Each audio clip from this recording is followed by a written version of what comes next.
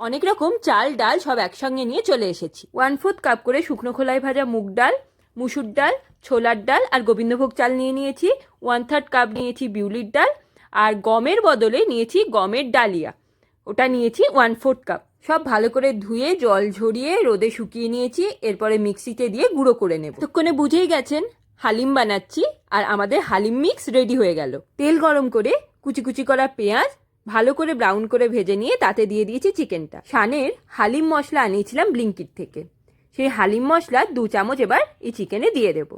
দিয়ে অনেকক্ষণ ধরে একদম হালকা আঁচে ভালো করে কষিয়ে নিতে হবে, যাতে হালিম মশলাটা চিকেনের সঙ্গে খুব ভালো করে মিশে চিকেনের ভেতর ঢুকেও যায়, আর হালিম মশলার টেস্টটা যেন চিকেনে আসে। আরেকদিকে হালিম মিক্সটা একটু জল দিয়ে ভালো করে ঘেঁটে তাতে হালিম পাউডার দিয়ে একটু সেদ্ধ করে নেব, যাতে পরে মেশাতে সুবিধা হয়। মাঝে মাঝেই কিন্তু ঘেঁটে দিতে হবে, নাহলে পুরোটা দলা পাকিয়ে যাবে। চিকেনটা একদম হালকা আঁচে খুব ভালো করে কষিয়ে নিয়েছি দেখুন।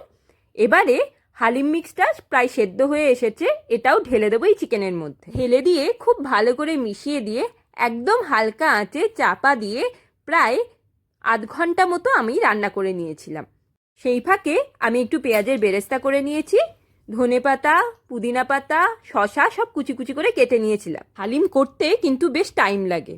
আপনিও আমার মতো কোনো বন্ধু বান্ধবকে ভিডিও কল করে নিন, বেশ গল্প করতে করতে করা হয়ে যাবে। আধ ঘন্টা পর ঢাকা খুলে আর 2 চামচ হালিম পাউডার দিয়ে খুব ভালো করে মিশিয়ে দেব।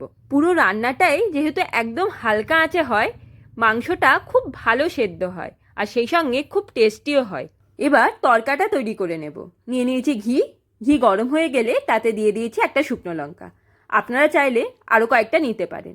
তাতে একটু রসুন দিয়ে খুব ভালো করে ভেজে নিয়ে দিয়ে দেব ওই হালিমটার মধ্যে। তরকাটা দেওয়ার পরে যা সুন্দর একটা গন্ধ বেরোলো, সেটা আপনাদের আমি বলে বোঝাতে পারবো না। এবার তরকাটা খুব ভালো করে মিশিয়ে নিয়ে একে একে বেরেস্তা, পুদিনা পাতা, ধনে পাতা সব দিয়ে দিয়ে মিনিট 5 মতো একদম হালকা আঁচে রেখে দেবো।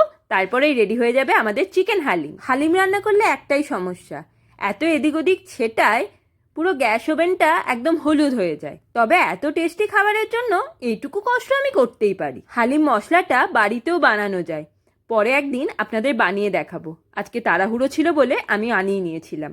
হালিম রেডি হয়ে গেছে। একটু শসা কুচি ওপরে ছড়িয়ে দিলাম, আর একটু গন্ধরাজ লেবুর রস দিয়ে দেবো ওপর থেকে। আমার যদি কোনো ভুল ত্রুটি হয়ে থাকে রান্না করলে, তাহলে অবশ্যই জানাবেন। আজকের মতো আসি।